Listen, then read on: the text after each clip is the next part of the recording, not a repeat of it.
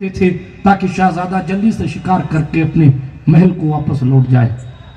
عام شکارگاہ نہ تھی وہ، اس میں داخل ہونا بھی کسی کے بس کی بات نہ تھی۔ اگر کوئی پکڑا جاتا تو اس کی گردن جدا کر دی جاتی تھی اس کے بدن سے۔ ایک دن شہزادہ شکار کھیلنے گیا، ایک سپاہی کی نظر پڑی کہ ایک شخص چھپ کر بیٹھا ہوا ہے، کہیں بیٹھا ہوا ہے۔ اس نے اپنے گھوڑے کو لگام دی اور دوڑ کر پہنچا اور چہرہ دیکھتے ہی مسلمان دیکھا، دیکھتے ہی کہا، تم منحوس یہاں کیا کر رہے ہو؟ تم کو کس نے آنے کا کہا؟ ان کے فیت میں یہ تھا کہ مسلمان کا اگر چہرہ دیکھ لیا اللہ اکبر تو پورا دن خراب ہو جائے۔ اسلام اپنی حقانیت کے ساتھ زندہ ہے۔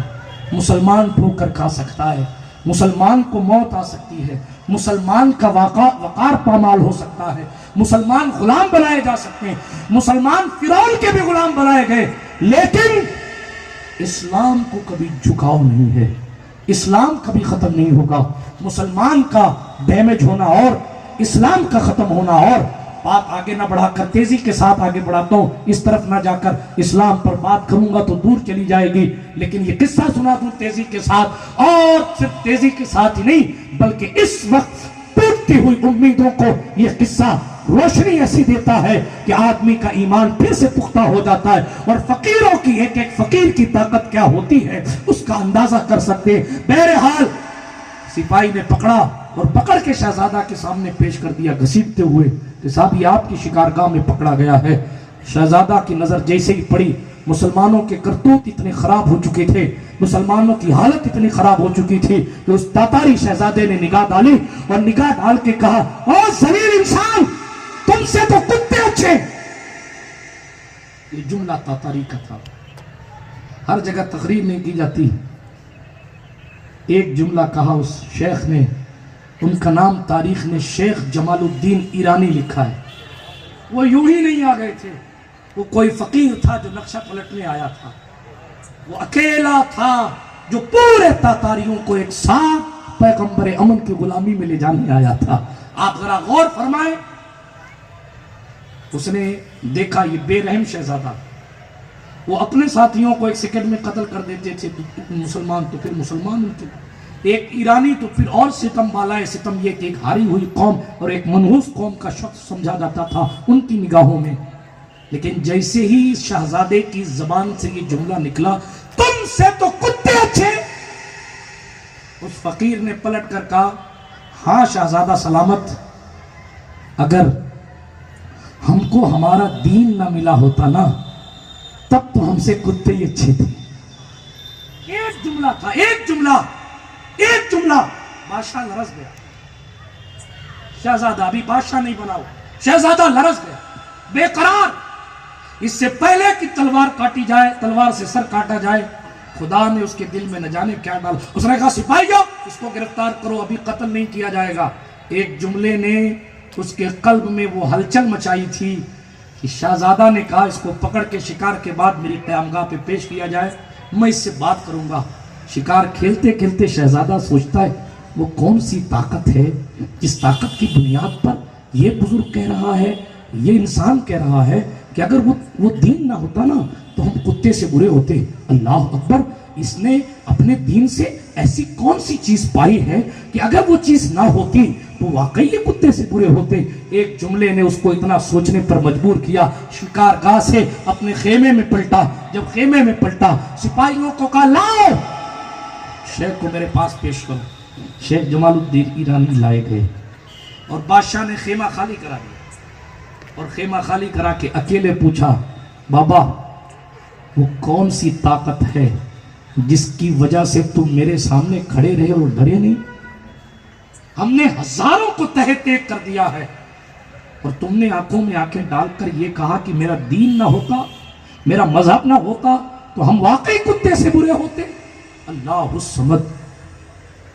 لمبی چوڑی تقریر نہ کی، صرف اتنا کہا، اصل میں شہزادہ بات ایسی ہے کہ ہمارا دین ہمیں یہ سکھاتا ہے کہ تم بھی عارضی طور پر دنیا میں آئے ہو، میں بھی عارضی طور پہ آیا ہوں، یہ دنیا فانی ہے، یہاں چند دنوں کے لیے بھیجا گیا ہے، بادشاہ بھی ختم ہو جائے گا، غلام بھی ختم ہو جائے گا، اور پھر مرنے کے بعد اٹھایا جائے گا، اور اٹھانے کے بعد اگر بندے نے اچھے کام کیے ہوں گے تو پھر ہمیشہ کے لیے اس کو ابدی جنت ملے گی، اور اگر برے کام کیے ہوں گے تو پھر ہمیشہ کے لیے گرفتار عذاب کر دیا جائے۔ یہ مختصر سی بات۔ پہلے جواب میں خیر الکلام ما قل و دل کے تحت شیخ جمال الدین ایرانی نے اتنا ہی کہا، بادشاہ کا تجسس اور بڑھا، بے قراری اور بڑھی، شہزادہ کا اضطراب اور بڑھا۔ اس نے کہا کوئی نہیں ہے، مجھے آپ اپنے دین کے بارے میں تفصیل سے بتائیے۔ اب پتہ نہیں اس اللہ والے نے کیا کیا کہا، اور شہزادہ تغلق تیمور نے کیا کیا سنا، اور باتیں ہوتی رہیں، وقت گزرتا رہا۔ جب وقت گزرتا رہا تو تغلق تیمور نے صاف لب و لہجے میں کہا ٹھیک ہے، میں آپ کی باتوں سے بہت متاثر ہوا، لیکن ایک بات میں پسو پیش میں ہوں۔ کہا کیا؟ کہ میرا دل چاہتا ہے کہ میں مسلمان ہو جاؤں۔ آپ کیا سمجھتے ہیں فقیر کیا کر سکتا ہے؟ فقیر نے کر کے دکھایا جو کام بابر ظہیر الدین سے لے کر شہاب الدین شاہ جہاں تک نہیں کر سکے، وہ کام اکیلے معین الدین اجمیری نے کر کے دکھایا۔ آپ نے سمجھا کیا ہے؟ لیکن ہم نے ان کا راستہ چھوڑ دیا، ان سے صحیح عقیدتیں چھوڑ دی، اسی لیے روڈ پہ آ گئے۔ روڈ پہ آنے کا مطلب یہ نہیں یہ تو جنت کی کیاری ہے۔ ہاں، فرمایا گیا حدیثوں میں جہاں اللہ اس کے رسول کا ذکر ہوتا ہے وہ جگہ جنت کی کیاریوں میں سے ایک کیاری ہوتی ہے۔ بہرحال آگے بڑھتا ہوں تیزی کے ساتھ۔ اب دیکھیے آپ نتیجہ بات، وہ کہتا ہے شہزادہ شیخ جمال الدین صاحب میرے دل نے خیال کیا کہ آپ کی باتوں کو سن کر میرے دل کا درد چھلک پڑا، اور میں کسی سچے مذہب کی تلاش میں تھا۔ آپ کی باتوں نے مجھے صحیح رہنمائی دی ہے، لیکن اگر میں بھی مسلمان ہو جاتا ہوں تو میں بادشاہ نہیں بن پاؤں گا، چونکہ میرا باپ ابھی زندہ ہے۔ نہیں بنتا ہوں تو ڈر لگتا ہے کہ آخرت میں کیا ہوگا۔ آپ سوچئے کہ ایک میٹنگ نے دل کی دنیا کیسی بدلی تھی۔ شیخ جمال نے کہا ٹھیک ہے، آپ اپنے دین کو چھپا کے رکھیے، مسلمان ہو جائیے، چھپا کے رکھیے، اعلان اس وقت کیجئے گا جس وقت آپ بادشاہ بن جائیں۔ تغلق تیمور نے کہا وعدہ رہا، آپ مجھے آ کر بات یاد دلائیے گا، میں مسلمان ہو جاؤں گا۔ تغلق تیمور نے کہا بھائی ان کو جانے دے۔ سپاہی حیران، ساتھی حیران کہ جو منگول ایک منٹ خرچ کیے بغیر گردن کاٹ دیتے تھے وہ اس کی جان بخشی کیسے کر رہا ہے؟ لیکن کسی میں دم زدن میں یہ مجال نہ تھی کہ شہزادہ سے پوچھے کہ اندر ہوا کیا، کیونکہ سب کو اپنی اپنی جان کی فکر تھی۔ وقت گزرتا رہا، ہفتوں کے سال بنے، دن کے ہفتے بنے، ہفتوں کے سال بنے، سالوں گزرتے رہے۔ ادھر شیخ جمال الدین بیمار ہو گئے، بیمار بستر علالت پر، بیماری میں روز بروز اضافہ ہوتا جا رہا ہے، بیماری بڑھتی جا رہی، اور انتظار کر رہے ہیں کہ کب خبر آئے کہ شہزادہ تغلق تیمور بادشاہ بن گیا، کب خبر آئے کہ وہ شاہی مسند پر بیٹھ گیا۔ لیکن جب دیکھا کہ شاید میں اب زندہ نہ بچوں گا تو اپنے شہزادے کو بلایا، شیخ رشید الدین ان کا نام تھا، اور شہزادے والا توار کو بلانے کے بعد اپنے دل کا سارا راز ان کے قلب مبارک پر انیلا، اور کہا مجھے لگتا ہے شاید اس کو کلمہ پڑھانا علل اعلان میری تقدیر میں نہیں ہے، مجھے کچھ ہو جائے تو جب بھی تم سنو یہ شہرہ کہ تغلق تیمور بادشاہ بن گیا تو تم اس کے پاس جا کر میرا پیغام سننا۔ آج کا بیٹا ہوتا تو کہتا ابا جی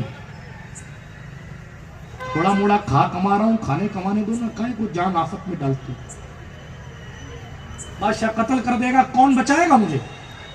نہیں، لیکن جو اللہ والے ہوتے ہیں ان کی زندگی میں بے مثال ہوتی ہیں۔ نتیجتاً شیخ رشید الدین ہیں، انہوں نے اپنے بابا سے وعدہ کر لیا، اور ہوا بھی یہی کہ کچھ دن کے بعد شیخ جمال الدین کا وصال ہو گیا۔ اس کے کئی دن بعد یہ خبر آئی، ڈنڈورے پیٹنے والے گلی گلی میں یہ اعلان کر رہے تھے صاحب شہزادہ تغلق تیمور کی شاہی تخت پر بیٹھنے کا وقت آ گیا، اور اب سے وہ بادشاہ ہیں اور ان کے بادشاہ بننے پر فلاں میدان میں جشن منایا جائے. کیونکہ منگول محل وحل میں زیادہ نہیں رہتے تھے, وہ چوراہوں پر ہی رہنا پسند کیا کرتے تھے. تو کہا صاحب فلاں جنگل میں فلاں علاقے میں جشن منایا جائے, وہیں خیمے گاڑے جائیں گے, وہیں سب کو بلایا جائے گا اور وہیں جشن بادشاہت منایا جائے. شیخ رشید کو تو اس موقع کا انتظار تھا. جیسے ہی سنا تو شیخ رشید الدین نے بڑی محنت سے, بڑی کوشش اور بڑی کاوش سے بادشاہ کے خیمے تک پہنچنے کی کوشش کی. خیمے کے باہر پہنچے تو دیکھا عجیب عجیب شکل کے منگول کھڑے ہیں دروازے پر, لیکن پھر بھی ہمت کر کے دروازے کے قریب گئے. مجھے اندر جانے دو, تمہارے بادشاہ سے کچھ خاص قسم کی بات کرنی. آپ اندازہ لگا سکتے ہیں, کوئی ایک ٹھیلے والا اگر سی ایم ہاؤس کے باہر جا کر سی ایم صاحب کے پی اے سے کہے کہ اپنے سی ایم سے مجھے 2 منٹ کی ٹائم دلا, 2 منٹ کا ٹائم دلا دو, کہے گا جاؤ یار تمہارا کام تھوڑی ہے, تم نے دیکھا تم کہاں کھڑے ہو, تمہاری حیثیت کیا ہے. وہ تو پھر تاتاریوں کا بادشاہ بن گیا تھا, کہاں جانے دیتے, کیسے اجازت دیتے. او بابا تمہارا کیا کام بادشاہ سے, کوئی خاص راز ہے کیا؟ تو انہوں نے کہا ہاں کچھ راز ہے جو اسی کو بتاؤں گا. تو لوگ ہنسنے لگے, مذاق اڑایا. کہا بتائیے ایسے ایسے لوگ بھی ہیں یہاں, یہ بادشاہ کے راز لے کے پھر رہے, بھگا ان کو. بھگا دیا صاحب. وہ خیمے کے قریب جا کر بیٹھ گئے تو سپاہی وہاں بھی پہنچے, یہاں بیٹھنے کی جگہ نہیں ہے, ہماری آبادی سے دور چلے جاؤ. دھکے مار کے باہر نکالا. مگر فقیر ہوتا ہی وہی ہے جو دین کے نام پہ گالیاں سن کے بھی دعا دیتا ہے. اور پھر جناب اسی لیے بزرگوں کا یہ انداز دل ربانہ تھا کہ دعا کرے درویش تو رحم کرے اللہ. ہاں اس طریقے سے جناب والا درویشانہ زندگی ہوا. دھکے مارے گئے, بھگایا گیا, لیکن شیخ رشید الدین کو تو اپنا ایک پیغام پہنچانا تھا جو انہوں نے اپنے باپ سے وعدہ کیا تھا. دین کی خدمت کرنی تھی. قریب نہیں پٹکنے دیا صاحب. خیمے سے تھوڑی دوری پر کوئی خیمہ نہیں, ایک پیڑ کے نیچے یہ اللہ والا چادر بچھا کر رہنے لگا. نہ کھانے کا پتہ, نہ جناب والا بستر اچھا, نہ نہانے دھونے کا کوئی انتظام. اللہ اکبر. بس پڑے ہیں. تاریخ میں لکھا ہے 1 دن گزرا, 2 دن گزرا, 3 دن گزرا, 4 دن گزرا, بالکل ملنے کی اجازت نہ تھی. ایک دن شیخ رشید الدین فجر کے وقت اٹھے. دیکھیے فجر کی برکت ہے. فجر کے وقت اٹھے. منگولوں کو فجر سے کیا لینا دینا تھا؟ ہاں منگولوں کو فجر سے کیا لینا دینا تھا؟ مسلمانوں کو فجر سے لینا دینا ہے. ہاں میں کیا کہوں, آگے بڑھتا ہوں تیزی کے ساتھ. ابھی بادشاہ جشن منا کر سویا ہی تھا. وہ پیڑ کے نیچے سے صلی والے نے سوچا آج تو میں اذان دے کے فجر پڑھوں گا. جی کر گیا, بس دل میں آ گیا. زور سے اذان دی, اللہ اکبر اللہ اکبر. منگولوں کی بھاشا اور تھی, وہ عربی صرف اتنے شناس نہیں تھے. بادشاہ نے خدا کی قدرت دیکھے, آواز نکلی تھی خیمے سے دور پیڑ کے نیچے سے. اب ساری زندگی گھر بناتے بناتے حلال اور حرام کی تمیز بھول گئے. ہم بھول گئے کہ یہی پیڑ تھا جس پیڑ کے نیچے 40 سال تک تقریباً غریب نواز بیٹھے رہے تھے. ہم بھول گئے کہ مخدوم اشرف نے بادشاہت چھوڑ کر پیڑ کے نیچے بیٹھ کر زندگی گزاری ہے. اور اتنے مرتبے پر پہنچے کہ محلوں میں بیٹھنے والے ان کی جوتیوں کی خیرات لینے. دیکھیں آپ اپنی اصلیت کو پہچانیں, اپنے وقار کو پہچانیں, اپنے مشن کو پہچانیں, اپنے طریقہ زندگی کو بدلیں. ہم کو کرنا کیا ہے یہ سیکھیں. ٹائم پاس کرنے کے لیے قصہ نہیں سنا رہا, جو تجربے کام کر گئے وہ تجربے لینے کے لیے طریقے بتا رہا ہوں. سنیے, اذان دی, اذان کی آواز, خدا کی قدرت بادشاہ کے خیمے کے اندر پہنچی. جیسے ہی خیمے کے اندر پہنچی بادشاہ اٹھ گیا, اور جیسے اٹھا کون گستاخ ہے پکڑ کے لاؤ. شیخ رشید الدین کی تو معراج ہو گئی. آنے کے لیے تو اتنے جتن کیے ہیں, گھر نہیں گیا ہوں, खाना नहीं खाता, इबादतों में लगा हूँ, कपड़े मैले हो गए हैं, बाल बढ़ गए हैं, दाढ़ी बढ़ गई है, इतने दिन हो गए, हैयत बदल गई, कैफियत बदल गई बादशाह से मिलने के लिए। लेकिन खुदा की कुदरत, अजान की बरकत ने बादशाह तक पहुंचा। लोग पीटते हुए, मारते हुए, घसीटते हुए रशीदुद्दीन को लेकर आ रहे हैं, मगर रशीदुद्दीन की जबान पर उफ नहीं है, क्योंकि उसे सामने मुस्तकबिल रोशन नजर आ रहा है। बादशाह के खेमे में पहुंचाया गया। बादशाह ने कहा, गुस्ताख, तुझे ख्याल नहीं ये क्या कलिमात कहता है, क्या कर रहा है? एक जुमले में उन्होंने भी कहा, चूंकि शेख जमालुद्दीन के बेटे थे, पलटकर एक जुमले में कहा, बादशाह सलामत, उस दीन पर अमल कर रहा हूं कि अगर उस पर अमल ना करता तो मेरे बाप शेख जमालुद्दीन के कहे के मुताबिक कुत्ते से भी बदतर होता। बादशाह ने सुना, अपनी मसरत छोड़ के खड़ा हो, खेमा खाली करो, मखसूस बातें करनी। कौन हो तुम, क्या कर रहे हो? आपको वादा याद है कि बादशाह बन जाऊं तो मुझे आके बताना, मैं भी मोहम्मद अरबी के गुलामों में शामिल होऊंगा, मेरी तलवार भी अली की जुल्फ़िकार की इत्तिबा करे, मैं अपनी जिंदगी में भी अबू बकर की सदाकत की खैरात लाऊंगा, उमर की अदालत की पहचान बनूंगा, उस्मान की सखावत से सदका लेकर मैदान कारजार में आऊंगा। आपको याद है, आपने मेरे बाबा शेख जमालुद्दीन से कहा था, जब उनको आपने ऐसा ऐसा कहा था, फिर उन्होंने पलटकर ऐसा ऐसा कहा। रसूल रहमत सल्लल्लाहु ताला अलैहि वसल्लम के दीवानों, लंबी दास्तान और लंबी बातें शेख रशीदुद्दीन ने शेख जमालुद्दीन के हवाले से किंग और शाहजादा तुगलक तैमूर जो बादशाह बन चुका था, उसको सारी दास्ताने मोहब्बत सुनाई, और सुनाने के बाद बादशाह की आंखों में आंसू थे। तो बादशाह ने कहा, जरा ठहरो, वजीर को बुलाया जाए। सुबह होने से पहले वजीर हाजिर किया गया। आंखें मलता हुआ वजीर हाजिर आया। बादशाह को अपना वादा याद था। क्यों? इसलिए कि वो बेरहम तो था, लेकिन मुनाफिक नहीं था। मौलाना दानिश साहब, मुनाफिकत एक अलग मर्ज है, और बेरहमी एक अलग मर्ज है। जिस दिल में मुनाफिकत है वो कभी मंजिल को नहीं पाएगा। फकीर होने के लिए, फकीर बनने के लिए, मस्तान बनने के लिए सबसे पहली सीढ़ी अपने दिल की सफाई है। वो पूरी उम्मत के लिए दिल साफ रखते हैं।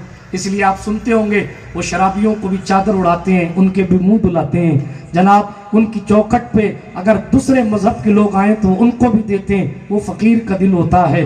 कल्बुल मोमिन अर्शुल्लाह। जाने दे, मेरे पास वक्त नहीं, बात को इख्तिताम की सरहद तक लेकर जाता हूँ। इतना अर्ज करते हुए कि बादशाह ने वजीर को बुलाया और वजीर से कहा, वजीर साहब, मेरे दिल में बहुत दिन से एक राज दफन है, बहुत दिन से एक राज दफन है।